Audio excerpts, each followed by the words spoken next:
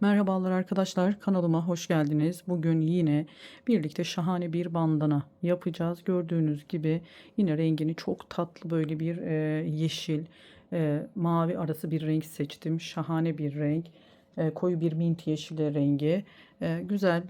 Hemen modeli de görünmesi için bu şekilde bir renk seçtim. Ben arka zeminim beyaz olduğu için hem kolay hem de örmesi çok keyifli. Hem şal hem bandana hem bel bandanası olarak kullanabileceğiniz şahane güzel bir model oldu bu. Dilerseniz hemen başlamak istiyorum. Malzeme bilgisiyle yine koton bir ip kullandım. Şöyle koton, farklı markaların koton ipleriyle de çalışabilirsiniz. Elinizde bulunan bu koton ipinin formuna uygun farklı iplerle de örebilirsiniz. İnce iplerle zaten şal olarak örecekseniz şal ipleri kullanabilirsiniz. Tığım yine 2,5 milim. İpimin diğer ucunu bulacağım. Şöyle başlangıç sırasıyla arttırarak ilerleyen bir model. Yine her sıra birbirinin tekrarı, bir önceki sıranın tekrarı olarak ilerliyor. Bakın yaprak olarak başlamışız. 1, 2, 3 bu şekilde ilerlettim ben. Belli bir uzunluğa, ölçüye gelene kadar ben ördüm. Şimdi sizlerle birlikte bandanamı başlayacağım. Birkaç sıra ördükten sonra ne kadar öreceksiniz onu söyleyeceğim. Ben ördüğümün ölçüsünü vereceğim. Siz dilediğiniz uzunlukta şal yapacaksınız, devam ettireceksiniz. Bandananızın da boyutuna göre, öreceğiniz kişiye göre, baş çevresine göre de istediğiniz uzunluğa göre yapabilirsiniz. Sadece kenar oyası, ön kısmını ve bağcıklarını birlikte yine her bandana yapımında olduğu gibi en son adım adım paylaşacağız. Birlikte öreceğiz. Şimdi hemen ipimin ucunu buluyorum ve birlikte bandanamızın yapımına başlayalım. Evet, hemen başlayalım arkadaşlar. Şöyle ipin rengini merak edenler için şuradan ekran resmi SS alarak ip rengini e, kaydedip aynı renkle örebilirsiniz. Ben marka görünmesin diye, yani reklam olmasın diye, reklam değildir bu. Kullandığım ipleri genelde biliyorsunuz. Bakın Alize Cotton Gold örüyorum. Reklam değil kesinlikle. Sadece örmek isterseniz şu şekilde Cotton Gold numarasını, renk numarasını, özellikleri de burada yazıyor yine. Yine aynı bu özelliklere uygun farklı iplerle de örebilirsiniz. Başlıyoruz. Şöyle ipimin ucunu bulup geldim. Renk daha aslında açık tonlarda ama ekranda daha koyu çıkıyor. Daha tatlı bir renk. 2,5 milim bir tığla örüyorum. Öncelikle sihirli bir halka yaparak başlıyorum. 1, 2, 3 zincir çektim. İkili trabzan. Çektiğim 3 zincirden sonra 2 tane ikili trabzan yaptım. Arada 2 zincir çekiyorum. Yine 3 tane ikili trabzan yapıyoruz. 2 zincir çekiyorum. 3 tane ikili trabzan. Yani birçok bandana modelin böyle arttırmayla ilerliyor. Aynı modelin tekrarı. Arttırmalı modeller zaten hep böyle oluyor. Bir öncekinin tekrarı olarak motif olmadıkça hep bu şekilde ilerliyor arkadaşlar. Bakın yine başlangıç çoğu izleyicilerim zaten artık çözmüştür. Birbirine çok yakın başlangıçlar ve kenar kısımları zaten bu şekilde yakın oluyor tüm bandanalarda, birçok bandana modelinde. Bu şekilde 3 zincir 2 trabzan, ikili trabzan olarak örüyoruz. Arada 2 zincir, yine 3 tane ikili trabzan, 2 zincir, 3 ikili trabzan. Örgümü geriye çeviriyorum. Şimdi hemen ikinci trabzan, yani tam ortadaki bu 3 tane trabzanımızın ortasındaki trabzana kaydırma, ilmek kaydırma yapıyoruz. Yanındakine ikinci kaydırma yaptık ve 2 zincirlik boşluğa yine ilmek kaydırma yaparak geçtik. 1, 2, 3 zincir çektim. Bu boşluğa yine 3 zincirden sonra 2 tane ikili trabzan. Arada 2 zincir. Yine aynı yuvaya 3 tane ikili trabzan yapıyoruz. Başlangıçlarda 3 zincir çektiğimiz için bu zincirleri de trabzan olarak sayıyoruz. 1, 2 zincir çektim burada. Diğer 2 zincirlik boşluğa geçtim. 3 tane ikili trabzan, 2 zincir çekiyorum. Yine buraya 3 tane ikili trabzan yapıyorum. Daha dikkatli, eğer hızlı geliyorsa video arkadaşlar, yavaşlatarak Örnek veriyorum, yeni başlayanlar için hızlı gelebilir. Bunu yavaşlatarak kendi telefonunuzun ayarlarından izleyebilirsiniz. Örgüyü bilen izleyicilerim için de yavaş geliyorsa hızlandırarak da izleyebilirsiniz bu videoyu tamamen kendi telefonunuzun ayarlarından. Örgümü çevirdim bu şekilde, yine ters tarafını. Hemen bakın, ilk değil ikinci trabzan tepesine ilmek kaydırma. Yanına bir tane daha, üçüncü ilmek kaydırmayı, 2 zincirlik boşluğa yaptım. Burada 3 zincir çekiyorum. Tekrar burada 3. sıramıza başlamış olduk. Bakın ilk sıramızdı. Şimdi ikinci sıramızı ördük. Şimdi 3. sıramıza geçtik. Yine 2 tane ikili trabzan, 2 zincir çektim. Aynı yere 3 tane ikili trabzan daha örüyoruz. Şimdi burada 1, 2, 3 zincir çektim. Şu boşluğa ikili trabzan yaptım. 1, 2, 3 zincir çektim. Aynı boşluğa tekrar bir ikili trabzan yaparak bir V oluşturdum burada. 1, 2, 3 zincir çektim. Tekrar diğer tarafa su taşı modelimizi kuruyoruz. 3 tane ikili trabzan, arada 2 zincir, yine 3 ikili trabzan örüyoruz. Sürekli bu şekilde ilerleyecek bandanamız bitene, tamamlanana kadar. Yine örgümü çevirdim. Bakın şöyle hemen ikinci trabzana ilmek kaydırma yapıyorum. Yanındaki üçüncü trabzana ilmek kaydırma ve son ilmek kaydırmayı bu 2 zincirlik boşluğa. 3 zincir çekiyorum. 3 zincir sonrası 2 tane ikili trabzan yaptık. 2 zincir çekiyorum arada. 1, 2,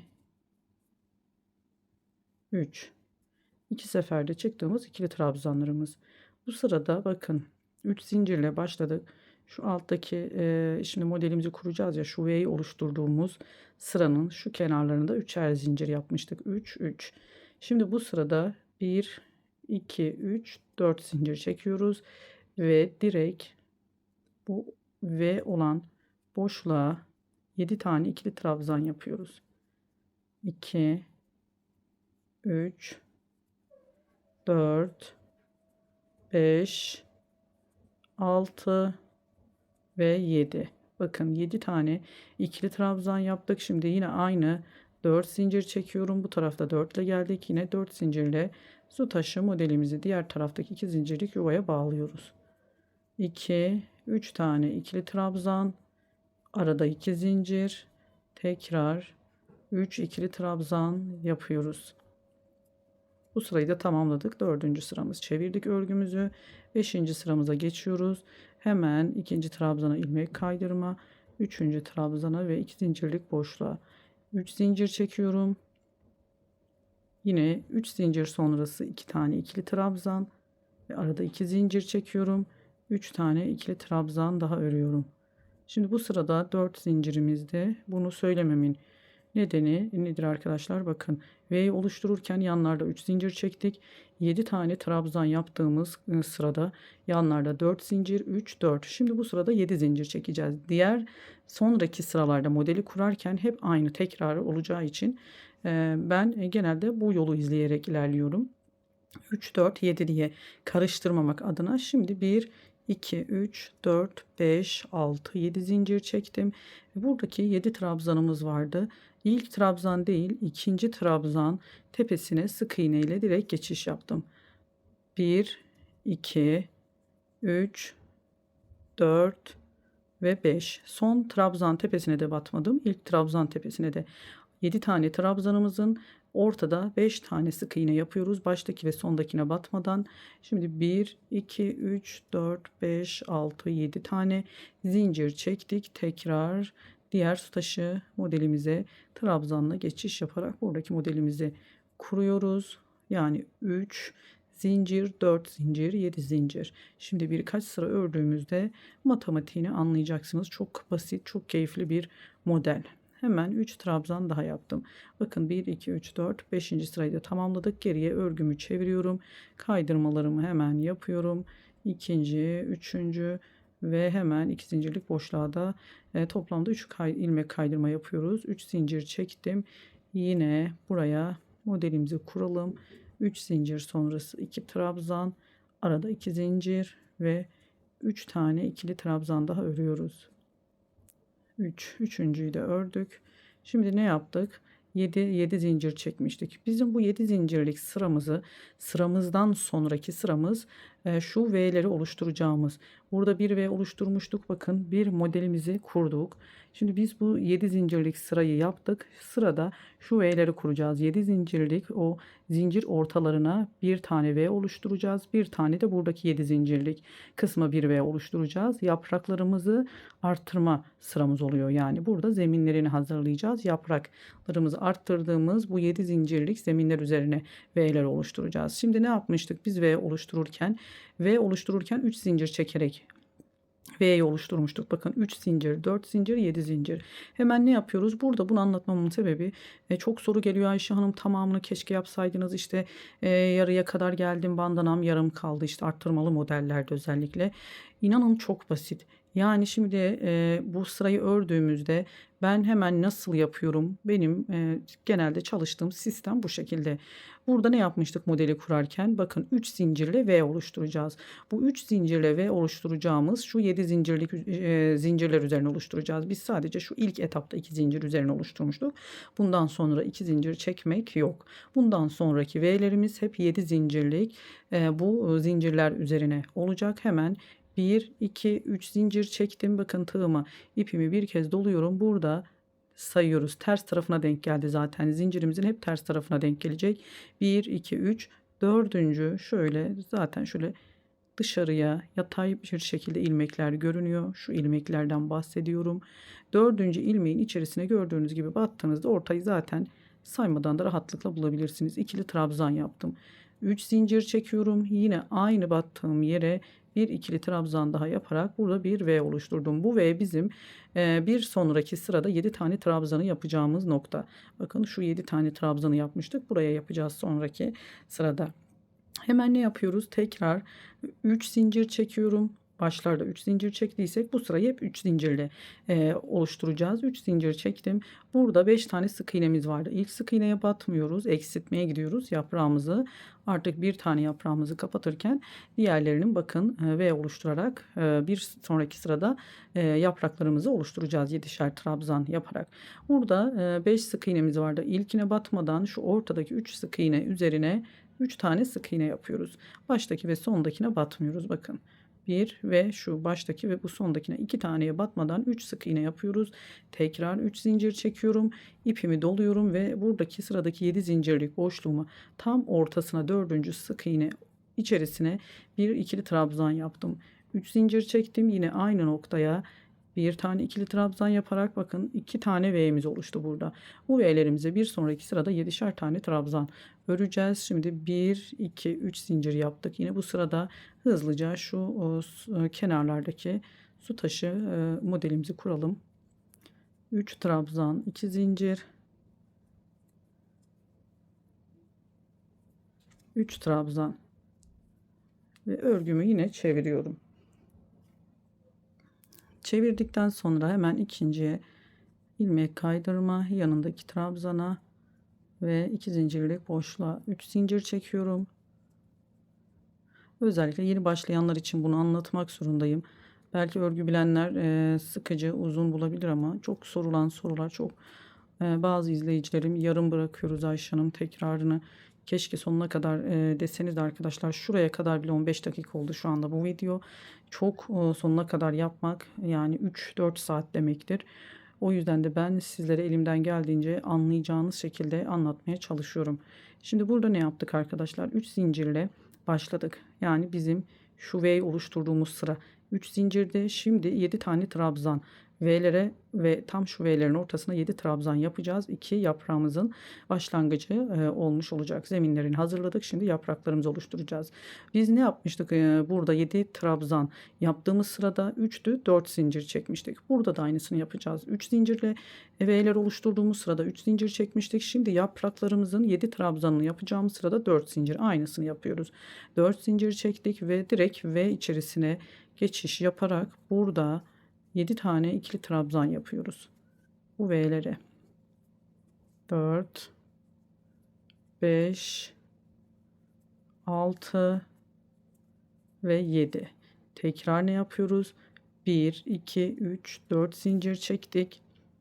Başta 4 zincir çektiysek her bu tarafa geçene kadar 4 zincirle devam edeceğiz. Yaprağımızın 3 sık iğnesi vardı. 1, 2, 3. Tam ortadakine bir tane sık iğne yapıyoruz. Yine eksilttik. Kenarda baş ve sondaki sık iğnelere batmıyoruz. 1, 2, 3, 4 zincir çekiyoruz. Tekrar burada ikinci ve boşluğumuza yaprağımızın yani ikinci yaprağımızı oluşturuyoruz. 7 tane trabzan örüyoruz. 4, 5, 6, 7. Şimdi 1, 2, 3, 4 zincir çekiyoruz. Başta ne yaptıysak yine burada da su taşı modelimizi hızlıca örüyoruz. Geriye dönelim. Sonrasında yine sıramızın başında devam edelim. Evet. Geriye döndük. Kaçıncı sıramız? 1, 2, 3, 4, 5, 6, 7, 8. sıramızdayız. Burada hemen su taşı modelimizi yaptık. 3, 4 zincirdi. Şimdi 5 sık iğne olan bu eksiltme artık 7 trabzandan sonra 5 tane sık iğne yapmıştık. Baştaki ve sondakini örmemiştik. Bu sıradayız şimdi. Bu sırada başlarken kaç zincir çekmiştik? 7 zincir çekmiştik. Yani bir sonraki ve boşluklarını oluşturacağımız 7 zincirleri yapacağız. Özür dilerim. 1, 2, 3, 4, 5, 6, 7 zincir çektim. Hemen ne yapıyorduk?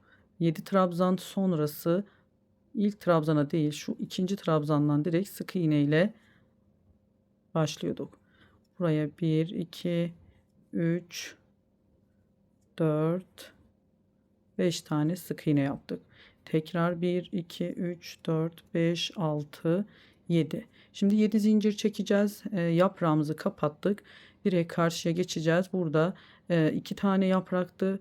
Bizim bir üst sırada 3 tane V oluşturacağımız yani şu yapraklarımızın zeminlerini oluşturacağımız 3 tane 7 zincire ihtiyacımız var. 3 kez yapacağız. Birinciyi yaptık. İkinciyi de bakın burada kapanan yaprağımızı eksiltme yapmıştık ya sık iğne hemen buranın üzerine denk gelecek. 7 zincir çektik. İlk trabzan değil yine ikinci trabzan tepesine sık iğne yaparak bu ortada 5 tane sık iğne yapıyoruz. Baştaki ve sondaki trabzana örmüyoruz. Bakın ikinci 7 zincirlik boşluğumuzu yaptık. 1, 2, 3, 4, 5, 6, 7 zincir çektik ve hemen su taşı modelimizin tepesine batarak burada kenarını öreceğiz. Anlatmak istediğim arkadaşlar bakın biz şimdi şu kısımları oluşturduk. 1, 2, 3. 3 tane 7 zincirlik bir boşluk oluşturduk, köprü oluşturduk. Sonraki sırada 3 tane V boşluğumuz olacak bizim. Yani arttırmaya gittik. Ne yapacağız? Bu iki yaprağımızın eksiltme yaparken, kapatırken biz bir üst sırada 3 yaprağı çıkarmış olacağız. V boşluklarını yaparak bir sonraki sıralarda tekrar aynı şekilde öreceğiz. Yapraklarımız 3'e çıkacak. Sonra 4'e hep bu şekilde ilerleyeceğiz. Şimdi hemen hızlıca şu kenar kısmını örüyorum. Diğer tarafa geçişte birlikte devam edelim. Evet, kenarını ördüm. Su taşı modelini bakın 7 zincirlik 3 tane boşluğum oldu. Bir önceki sırada yani 7 zincirlik sıramızda 2 taneydi şu kısımda. Biz burayı arttırdık. Yapraklar üzerine de denk gelecek. Hep arttırmalar yanlardan devam ettiği gibi bir sonraki sırada 3 tane olduğunda hem yanlardan hem de şu ortadaki yaprakların yani dikey aynı hizada üst kısma doğru da arttırmalarımız sürekli olacak. Şimdi hemen modelimizi yaptıktan sonra ne yapıyorduk? Biz V oluştururken şuradan bir önceki sıraya bakıyorum. Ne yapmıştım? 7 zincirle tamamladıktan sonra 3 zincir çekerek bu 7 zincirlik zincir üzerine bir V oluşturuyorduk. Bu sırada biz demek ki 3 zincirle başlayacağız. Bir önceki sıraya baktığımızda 3 zincirle başlayacağız. 3 zincir çektim. 1, 2, 3, 4. Şöyle yatay ilmeklerimiz görünüyor zaten ters taraf olduğu için biraz belki yeni başlayanlar için ayırt etmesi zor olabilir. Hemen 4. zincir içerisine bir ikili trabzan, 3 zincir çekiyorum. Tekrar bu sırada hep 3 zincirle çalışacağız. Bu V boşluklarımızı oluştururken bir V oluşturduk. 1, 2, 3 zincir çektim ve hemen yapraklarımızı kapatıyoruz artık. 5 sık iğnemiz vardı. İlkine değil bu ortadaki yani ikinciden başlayarak ortada 3 tane sık iğne yapıyoruz. İlk ve son sık iğneye örmüyoruz. 3'e düşürdük. Şimdi 1, 2, 3 zincir tekrar çektim. Bakın ikinci bir alt sıradaki yaprağımın hizasına üst tarafına denk geliyor. Dördüncü Zincir içerisine yine bir V oluşturacağız. İkinci V'miz. Bu bir üst sırada yapraklarımızı oluştururken öreceğimiz 7 trabzanlık boşluklar olacak.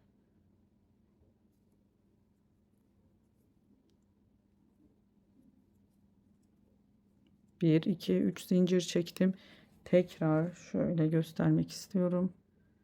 Bakın ikinci yaprağımızın yine ilkine değil ikinci sık iğneden direkt sık iğne yapıyoruz. 2 ve 3. 5 sık iğneydi. 3 sık iğneye düşürdük. 1, 2, 3 zincir çektim. Burada da yine tam ortaya bir ikili trabzan, 3 zincir çektim. Aynı yere bir ikili trabzan yapıyorum ve son 3. yaprağımın zeminini V olan bu boşluğu oluşturduk.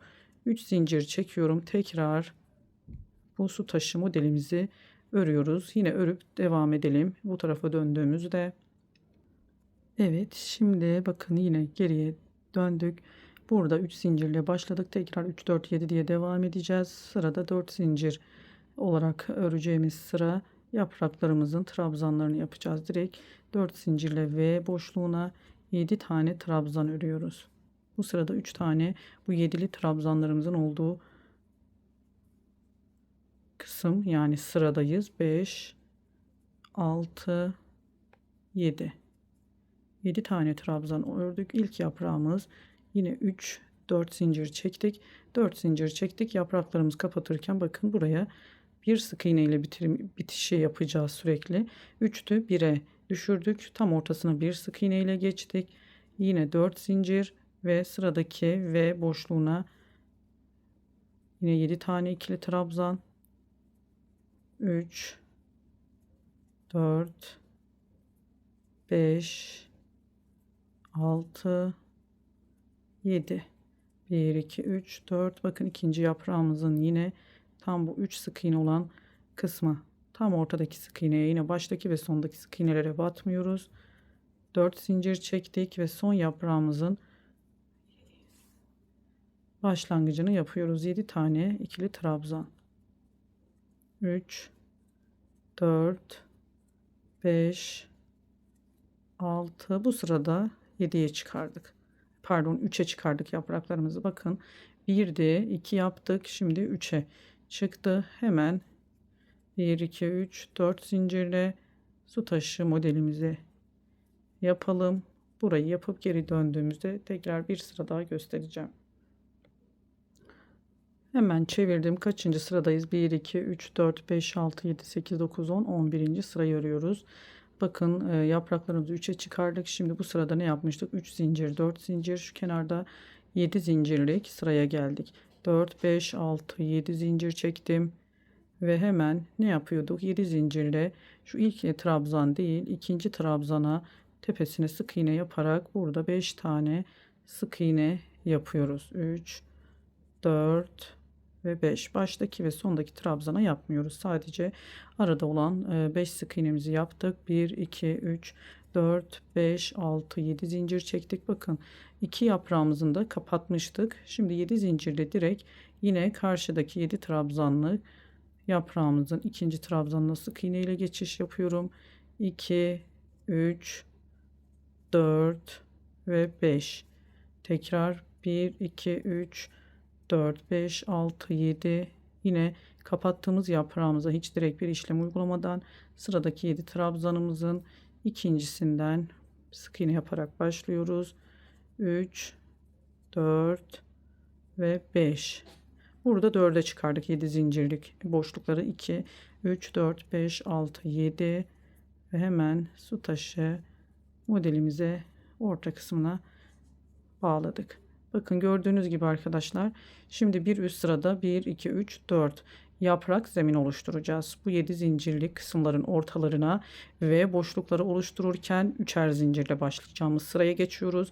V boşluğu oluştururken 3 zincirle yapıyorduk. Sonraki sırada buralarda V boşlukları oluştururken bu yapraklarımızın 3 yaprağımızın da ortalarındaki 5 sık iğneyi 3'e düşüreceğiz. 3 sık iğne 3 sık iğne 3 sık iğne, sonrasında tekrar 4 zincirle V boşluklarımıza 7 trabzan yaptığımız sırada bu yapraklarımızın 3 sık sık iğnesini 1'e düşüreceğiz. Hep aynı. Sonrasında da zaten 7 zincirlik bu sıraya gelmiş olacağız. Kapattığımız yaprakların aralarına da üst kısımlarına da bakın. Bu şekilde 7 zincirlik boşluklar oluşturarak örmeye devam edeceğiz. Buraya kadar 3 sıra gösterdim arkadaşlar. Bakın 1, 2, 3 yaprak sırası. Aynısı hep tekrarı.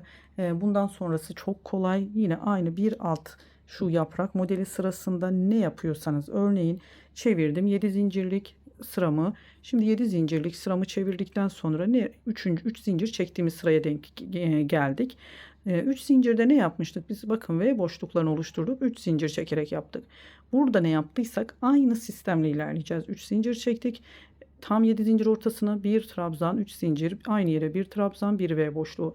3 zincir çekeceğiz ve sıradaki bakın şu yaprağa gelmiş olacağız. Yani bu sıradan bahsediyorum ama ben hep bir önceki sırada kafam karıştığında yani bakıyorum.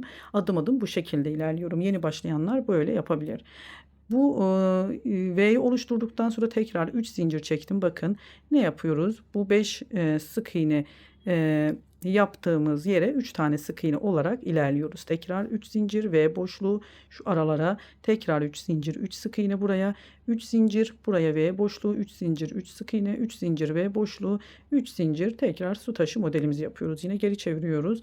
4 zincir çekerek çevirdiğimiz yer bakın 4 zincir çekiyoruz. Burada bu sırada ne yapıyoruz? V boşluklarımıza 7 trabzan yapıyoruz.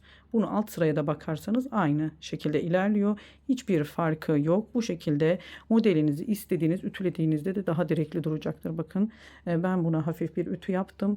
Modelinizi istediğiniz boyuta gelene kadar şal örmek istiyorsanız arttırmaları sürekli istediğiniz büyüklüğe gelene kadar bu şekilde arttırarak ilerleyeceksiniz.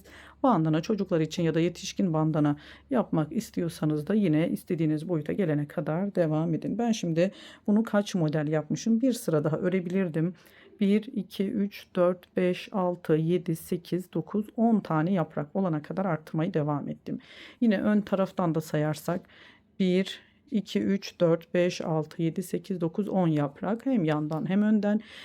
Bu V boşluklarını yaptığım sırada tamamladım. Ama siz dilerseniz 7 zincirli kısımlarda da şu alt sırada bakın. Alt sırada 7 zincirli kısımlarda da bırakabilirsiniz. Önü daha düz olsun istiyorsanız ya sık iğne ile zaten büyük bir ihtimal ben de şimdi sizlerle birlikte denemeleri yapıp öreceğim.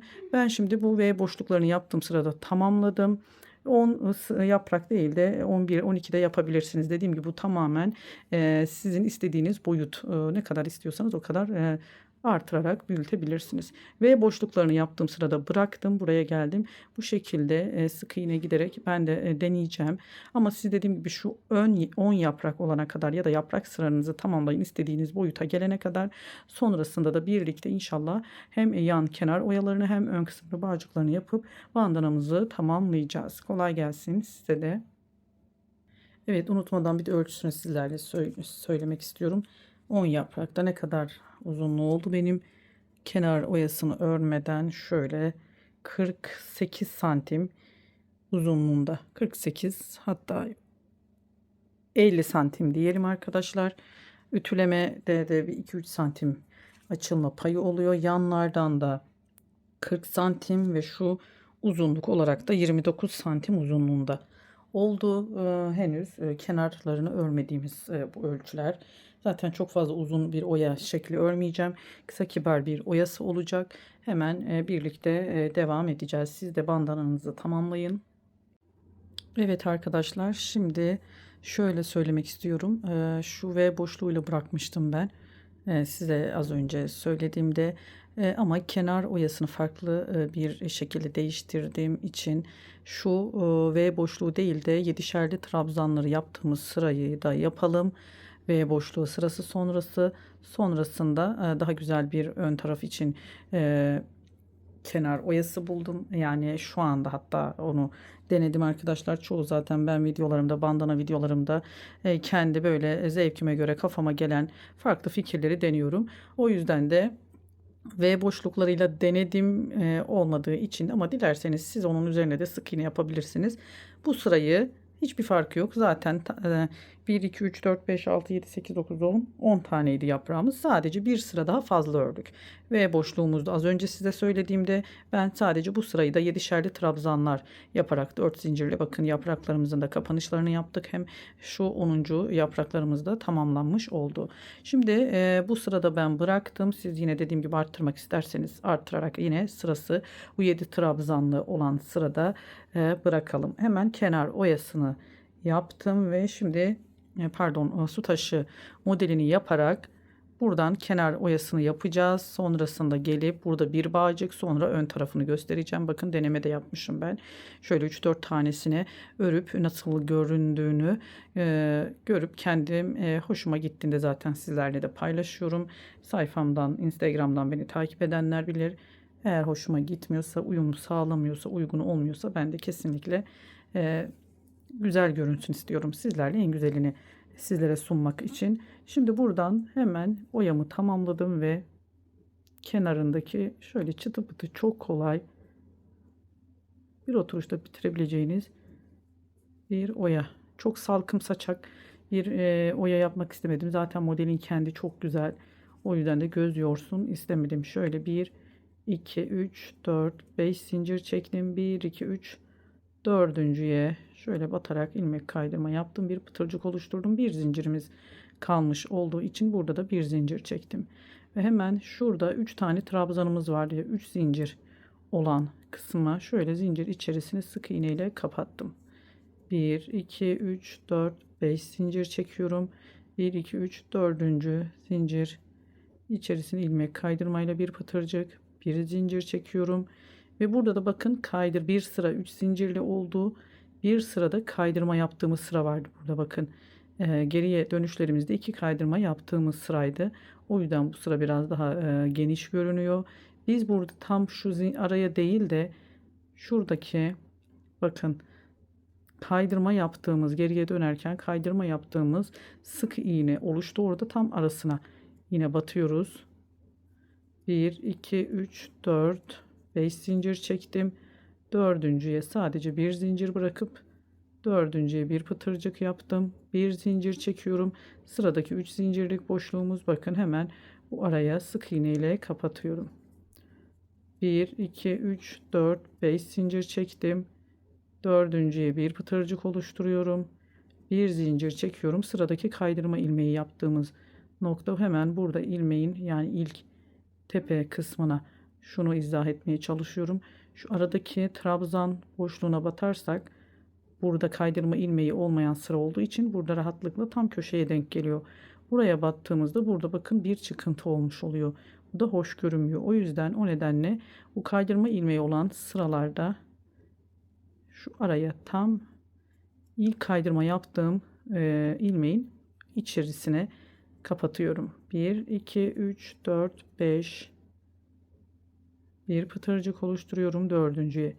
Bir zincir çektim. Bakın burada 3 zincirimiz vardı. Kaydırma ilmeği sırası olmadığı için direkt bu boşluğa batıyorum. Tam köşeye denk gelmiş oluyor zaten. 3, 4, 5 zincir.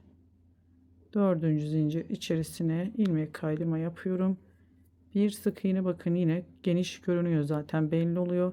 Burada tam bu ilmek kaydırma yaptığım tepeye geriye dönüşte yaptığımız yere 1, 2, 3, 4, 5 zincir bu şekilde arkadaşlar kenarına çıtı pıtı çok ince pıtırcıklı bir oya örerek ilerleyeceğiz. Sonuna kadar şu köşe noktasına kadar gelelim. Burada da farklı bir şey olmayacak. Çok buraya kadar gelelim. Sonrasında devam edelim.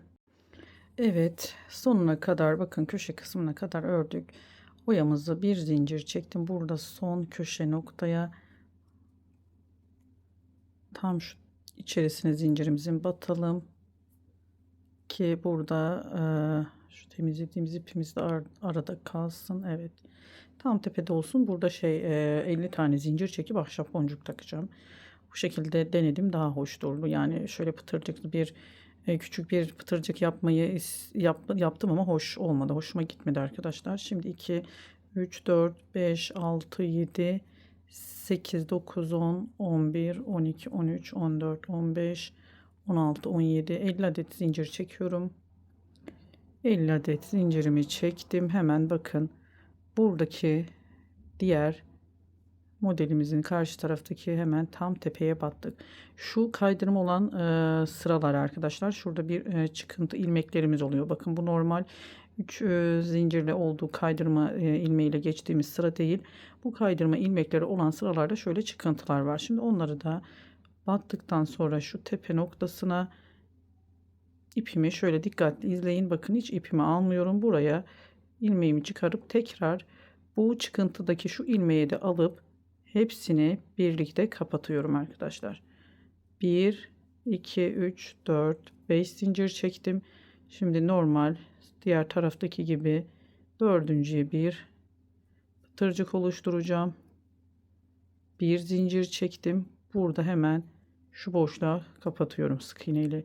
Burada bir sıkıntı yok. Şimdi diğer 1 2 3 4 5 zincir, dördüncüye bir pıtırcık, diğer tarafta da çünkü bu şekilde, ama burada daha belirgin bu çıkıntı kaydırma ilmeği yaptığımız bu sıralardaki şu ilmek.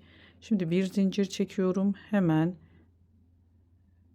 şu tepeye tam bu ilmeğin bakın köşe dibine ilmeğimi çıkarttım. Sonrasında bu ilmeğime de tığımı geçiriyorum. Üçünü birlikte kapatıyorum. Bakın hem de o ilmeğimiz ortada fazlalık görünmüyor. 2 3 4 5, bir kez daha göstereceğim. Dördüncüye bir pıtırcık oluşturdum. Bir zincir çektim. Bu sıradaki normal 3 zincirlik boşluğumuza hemen içerisine kapatıyoruz. 1 2 3 4 5 zincir çektim. Yine dördüncüye bir pıtırcık oluşturuyorum. Bir zincir çektim. Önce hemen bu tepe noktaya ilmeğimi çıkarıp tekrar şu görünen ilmeğimi de alıyorum. Burada fazlalık görünmesin diye üçünü birlikte çıkıyorum. Bakın gayet düz. Hiçbir şekilde o çıkıntı görünmüyor. Buralarda her bir iki sırada bir bu ilmek kaydırma yaptığımız tepe noktacıklarında şöyle bir ilmeklerimiz görünüyor. Bunları da bu şekilde örerek kapatabilirsiniz, gizleyebilirsiniz. Şimdi başa kadar gelelim. Şunu da göstereceğim. Bakın 50 zincir çekmiştim. Burada bir ahşap boncuk alıyorsunuz. Zaten boyutu ne olursa olsun çok büyük boyda değil, orta boyda. Ahşap boncuklarımızın boşlukları gayet ideal büyüklükte oluyor. Bu şekilde geçirmeniz bile yeterli. Hiçbir işlem yapmayın. Gayet uç kısmı daha hoş durdu bandanamızın. Şal olarak da yaparsanız yine aynı şekilde uygulayabilirsiniz. Bu boncuk farklı boncuklarda kullanabilirsiniz. Renkli boncuk, ince, istediğiniz gibi boncuklarla buraya daha hoş bir hava, görüntü katıyor. Şimdi hemen kenar oyasını şuraya kadar yapalım. Sonra bir bağcık, tekrar ön kısmına geçeceğiz. Evet, sonuna kadar geldim. Hemen burada şöyle tekrar geri alıp bir zincir çekmiştim. Köşe noktasına kapattım. Hemen yanındaki şu ikinci trabzana bir sık iğne yaptım ve burada bir tane bağcık oluşturacağım.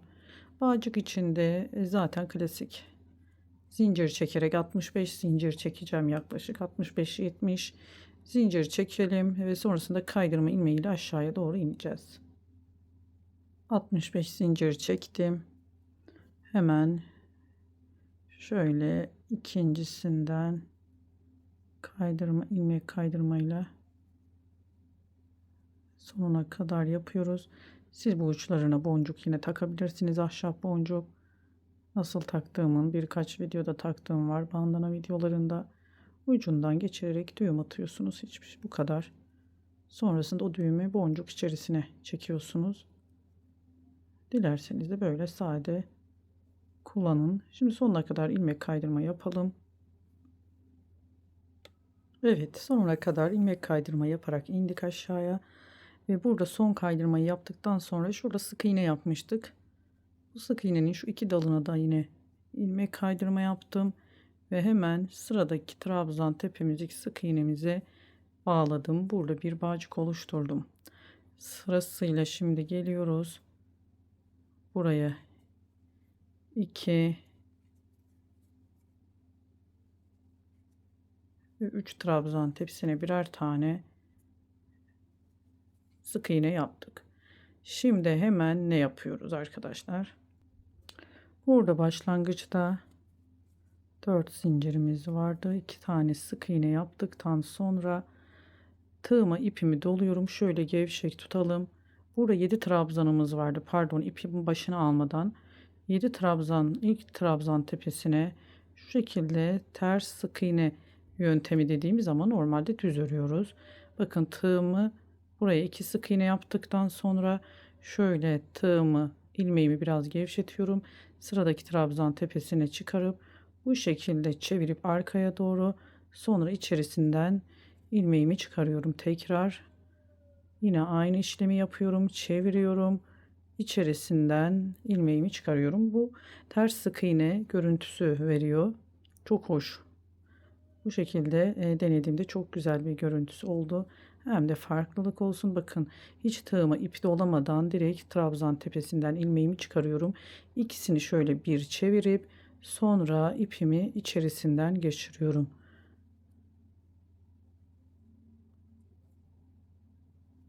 Bu 7 trabzana da aynı işlemi uyguladıktan sonra bakın 1 2 3 4 5 6 7.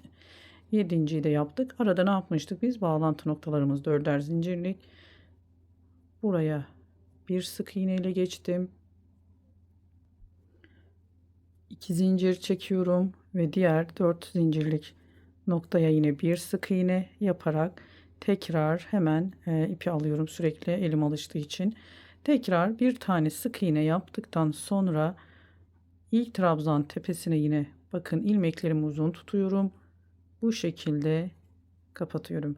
İlmeğim uzun, sıradaki trabzan tepesinden ilmek çıkarıyorum. Çevirip ikisinin içerisinden geçiriyorum. Eğer uzun tutmazsanız bu şekilde çıkması zor oluyor. Böyle biraz uzatalım. Sonrasında aynı hizaya getirerek bu şekilde bakın içerisinden geçiriyoruz.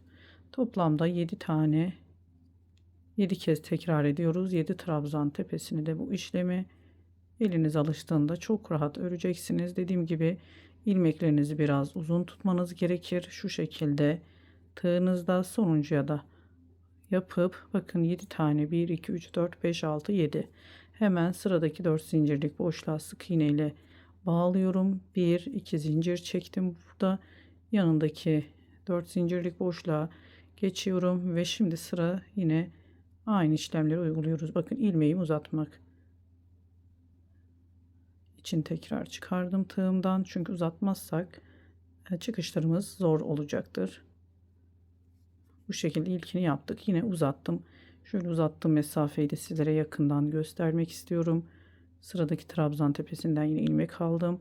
Çevirdim ve ikisinin içerisinden çıkardım. Biraz uzattım. Sıradaki trabzan tepesinden aldığımı çevirdim. Ters sık iğneyi o yöntemle de yapabilirsiniz. Terse doğru örmenize gerek yok. Bu şekilde bunu da gösterdikten sonra artık rahatlıkla yapabileceğiniz bir örgü tekniği. 7'ye tamamladık. Sıradaki 4 zincirlik kısmı bir sık iğne geçtim. 2 zincirle diğer taraftaki sık iğne içerisine bir sık iğne yaptım. Bu şekilde kenarlarını, yani ön tarafını böyle ters sık iğne yöntemiyle 7 trabzan olan kısımlara üzerine örerek ilerliyoruz.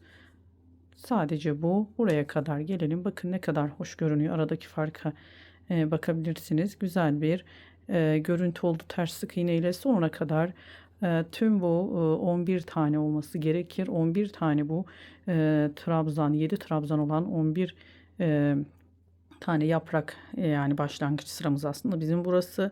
Buranın üzerine aynı burada yaptığım gibi örüyoruz. Sonuna kadar gelelim. Burada bir bağcık oluşturup sonrasında bandanamızın sonuna gelmiş olacağız. Evet, bakın tamamladık. Sonuncuyu da yaptım. Burada 2 sık iğnemiz vardı. Başlangıçta da hemen trabzan tepelerine 3 sık iğne, bu orta kısma 2 sık iğne, ne yaptıysak aynısını yapalım. İlk sık iğneyi geçelim. Burada bir bağcık oluşturalım. Yine 65 zincir çekerek ilmek kaydırma yaparak aşağıya doğru inelim arkadaşlar. Sonuna geldim. Şöyle sık iğnemin iki dalını hemen bir kaydırma ilmeği yaparak buradaki bakın sık iğneye kapatıp en sonuncusuna da ilmek kaydırma yaptım. İpimi burada kesiyorum. Bandanamızı tamamlamış olduk. Hemen ipimi temizleyip şu ön kısımlarına, yanlarına hafif bir ütü yapıp kapanış için tekrar birlikte olacağız. Evet arkadaşlar, tamamladık. Hafif bakın ütümü yaptım. Şu ön kısmına şöyle ayarlanabilir. İstediğiniz uzunluğuna getirebilirsiniz uzunluğa. Ahşap boncuğu taktık. Önlerini de şöyle gördüğünüz gibi çok hoş görünüyor. Tamamladığımız bandanamız bu şekilde çok keyifli örülen bir model. Bir videonun daha sonuna geldik. Beni sabırla dinlediğiniz için çok teşekkür ediyorum. Başka bir videoda görüşmek ümidiyle. Hoşça kalın. Allah'a emanet olun.